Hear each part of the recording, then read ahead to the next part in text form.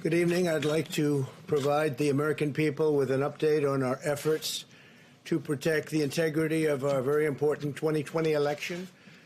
If you count the legal votes, I easily win. If you count the illegal votes, they can try to steal the election from us. If you count the votes that came in late, we're looking at them very strongly, but a lot of votes came in late. I've already decisively won many critical states, including massive victories in Florida, Iowa, Indiana, Ohio. To name just a few, we won these and many other victories despite historic election interference from big media, big money, and big tech. As everybody saw, we won by historic numbers. And the pollsters got it knowingly wrong. They got it knowingly wrong. We had polls that were so ridiculous, and everybody knew it at the time. There was no blue wave that they predicted. They thought there was going to be a big blue wave. That was false. That was done for suppression reasons. But instead, there was a big red wave.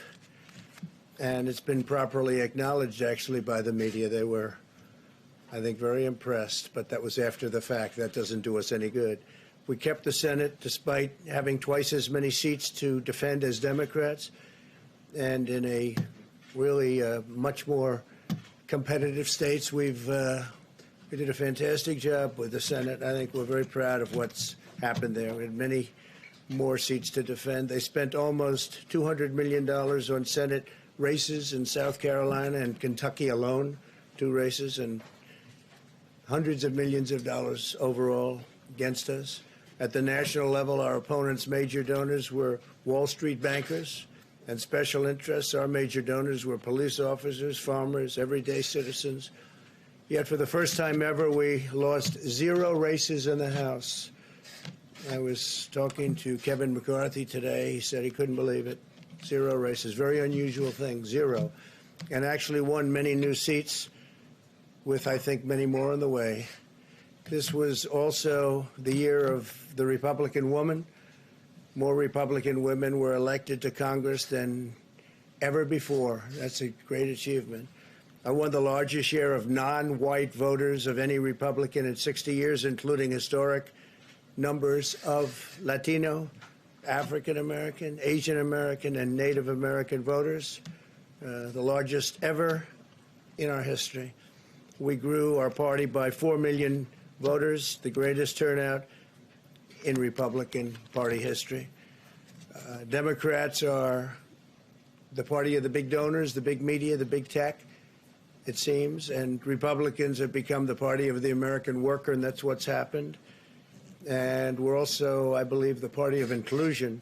As everyone now recognizes, media polling was election interference in the truest sense of that word by powerful special interests.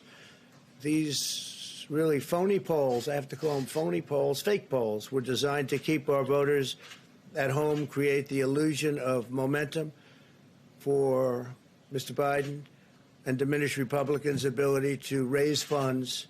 They were what's called suppression polls. Everyone knows that now. And it's never been used to the extent that it's been used on this last election. To highlight just a few examples, the day before election, Quinnipiac, which was wrong on every occasion that I know of, had Joe Biden up by 5 points in Florida, and they were off by 8.4 points, and I won Florida easily. So they had me losing Florida by a lot, and I ended up winning Florida by a lot. Other than that, they were very accurate. They had him up 4 points in Ohio, and they were up by 12.2 points. And I also won Ohio, great state of Ohio, very easily. The Washington Post had Biden up 17 points in Wisconsin, and it was basically even. They were off by about 17 points. And they knew that. They're not stupid people. They knew that. Suppression. There are now only a few states yet to be decided in the presidential race. The voting apparatus of those states are run in all cases by Democrats. We were winning in all the key locations by a lot, actually. And then our numbers started miraculously getting whittled away in secret, and they wouldn't allow legally permissible observers. We went to court in a couple of instances, and we were able to get the observers put in. And when the observers got there, they wanted them 60, 70 feet away, 80 feet, 100 feet away, or outside the building to observe people inside the building.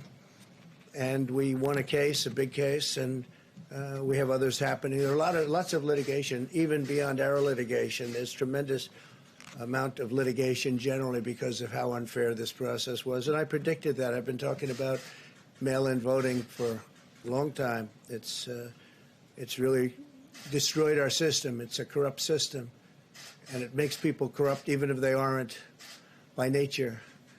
But they become corrupt. It's too easy. They want to find out how many votes they need, and then they seem to be able to find them. They wait, and then they find them. And you see that on election night. We were ahead in vote in North Carolina by a lot, tremendous number of votes.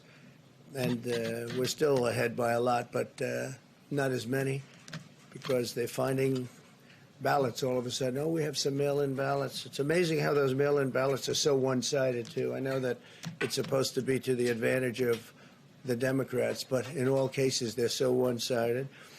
We were up by nearly 700,000 votes in Pennsylvania. I won Pennsylvania by a lot, and that gets whittled down to, I think they said now we're up by 90,000 votes, and they'll keep coming and coming and coming. They find them all over, and they don't want us to have any observers, although we won a court case. The judge said you have to have observers. Likewise in Georgia, and they're appealing. Actually, they're appealing.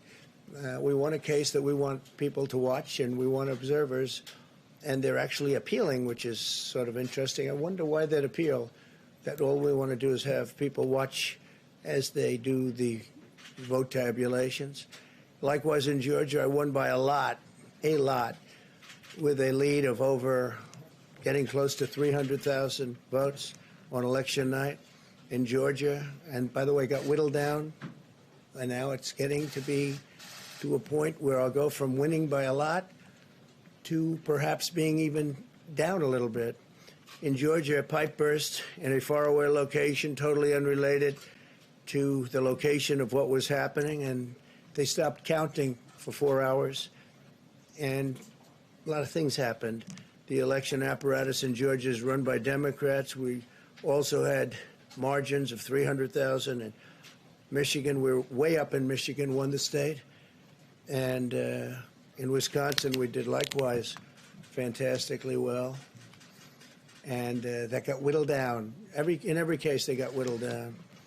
Today, we're on track to win Arizona. We only need to carry, I guess, 55% of the remaining vote, 55% margins. And that's a margin that we've significantly exceeded. So we'll see what happens with that. But we're on track to do okay in Arizona.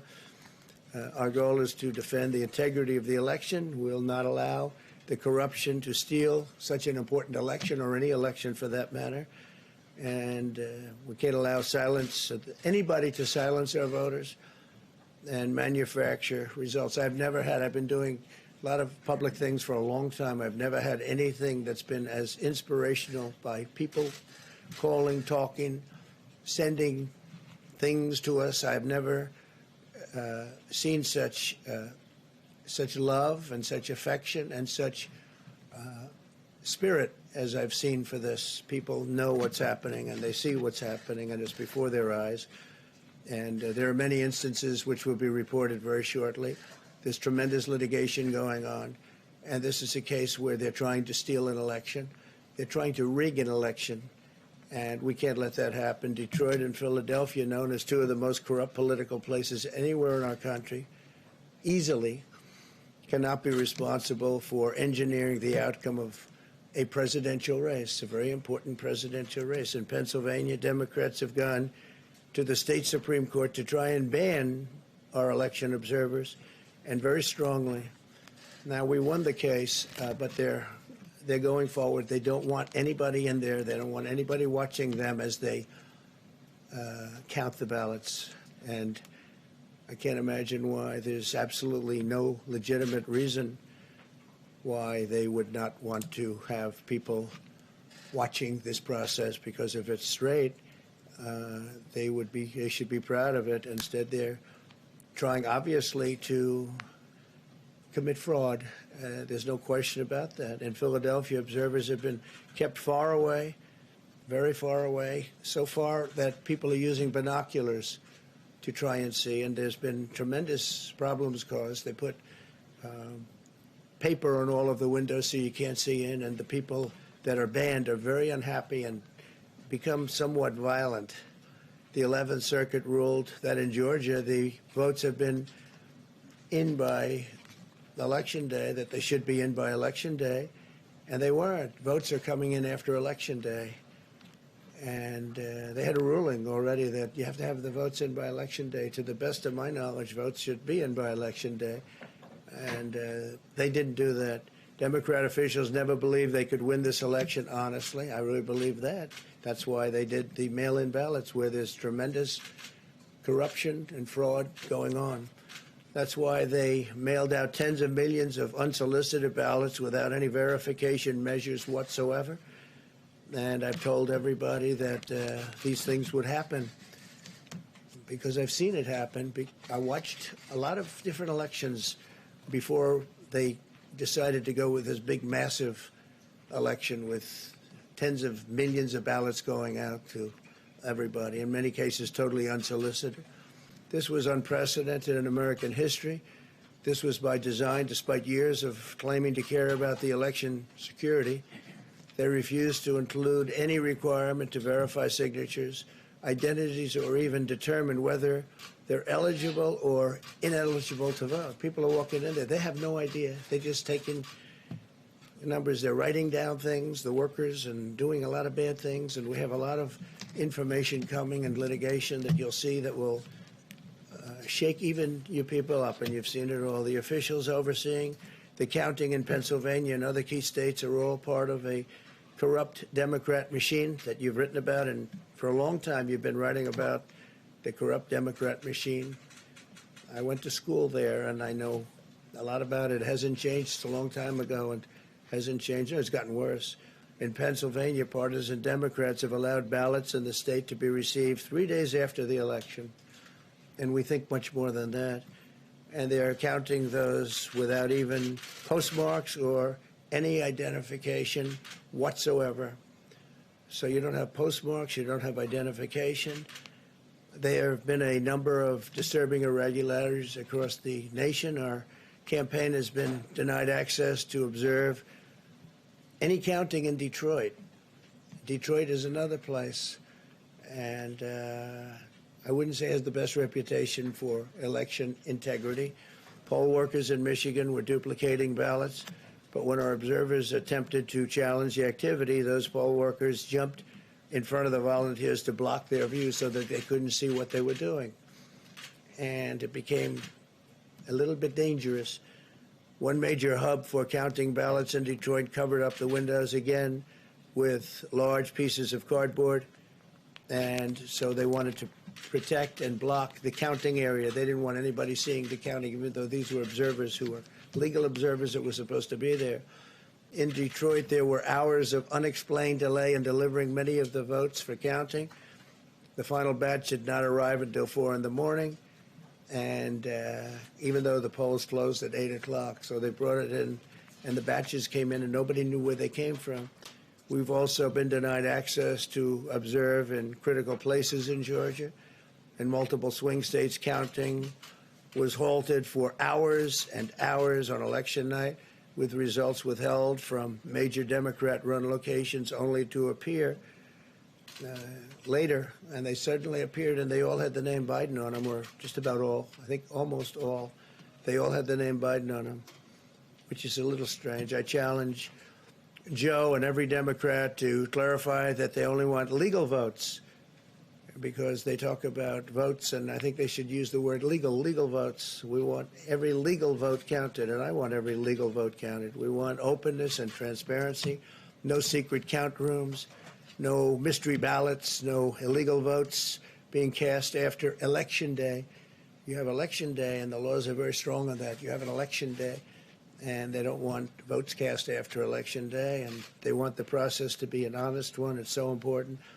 We want an honest election, and we want an honest count, and we want honest people working back there because it's a very important job. So that's the way this country is going to win. That's the way the United States will win, and we think we will win the election very easily. We think there's going to be a lot of litigation because we have so much evidence, so much proof, and it's going to end up perhaps at the highest court in the land. We'll see. But we think there'll be a lot of litigation because we can't have an election stolen like this. And I tell you, I have been talking about this for many months with all of you, and I've said very strongly that mail-in ballots are going to end up being a disaster. Small elections were a disaster. Small, very easy-to-handle elections were disastrous.